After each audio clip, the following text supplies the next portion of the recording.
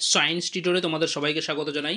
আজকে চলে এসেছি একটি গুরুত্বপূর্ণ ভিডিও নিয়ে। এই ভিডিওতে আলোচনা করব থার্ড সামেটিভ ইভালুশন বা মাধ্যমিকের টেস্ট পরীক্ষার প্রশ্নপত্র নিয়ে। তোমরা দেখতে পাচ্ছ যে থার্ড সামেটিভ ইভালুশন 2024 ফিজিক্যাল সায়েন্স বিষয় হচ্ছে গিয়ে ভৌতবিজ্ঞান।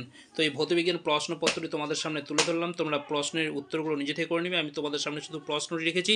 তোমরা প্রশ্নের ধরন কী ধরনের পরীক্ষায় প্রশ্ন আসে সেটুকু দেখে নাও, আর পারলে এর উত্তরগুলো ভালো করে পড়ে রাখবে। আশা করি তোমরা এখান থেকে প্রচুর প্রশ্ন কমন পেয়ে যাবে। দেখে নাও, প্রথম পেজে দেওয়া আছে গ্রুপ এ এমসিকিউ টাইপ প্রশ্ন। এখানে 6টা প্রশ্ন দেওয়া আছে, দেখে নাও পরপর। কিন্তু টোটাল এমসিকিউ দেওয়া হয়েছে 15টা। ওকে, প্রতিটা প্রশ্নের 4টা করে উত্তর দেওয়া আছে। সঠিক উত্তরটা তোমাদেরকে লিখতে হবে। ওকে, দেখো সেকেন্ড পেজে দেওয়া আছে, তোমরা দেখে নাও, আর এই উত্তরগুলো তোমরা নিজে থেকে করে নেবে। ওকে,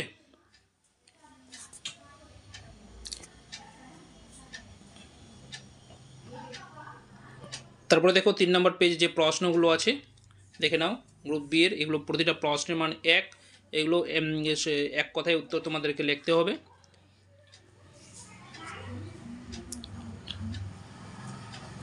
দেখো তারপরে এখানে 11 দাগে দেওয়া হয়েছে বাম স্তম্ভের সঙ্গে ডান স্তম্ভের মেলবন্ধন, কোনটার সঙ্গে কোনটা মিলবে তোমাদেরকে লিখতে হবে।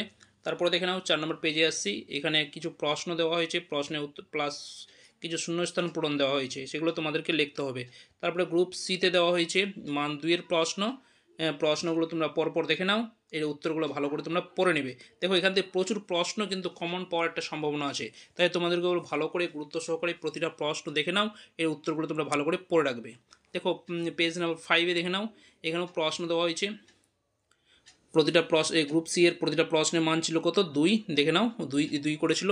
9 18 মার্কের প্রশ্ন। আর গ্রুপ ডিতে দেওয়া আছে মান 3-এর প্রশ্ন। প্রতিটা প্রশ্নের মান হচ্ছে গিয়ে 3 করে, 3 12 36।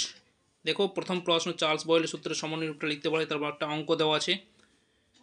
তোমরা শুধু প্রশ্নপত্র দেখে নাও, এর উত্তরগুলো ভালো করে পড়ে নেবে। তারপরে দেখো বাকি প্রশ্নগুলো 6 নম্বর পেজে দেওয়া আছে। খুবই ইম্পর্টেন্ট প্রশ্ন। প্রতিটা প্রশ্নের উত্তর তোমরা ভালো করে পড়ে যাবে।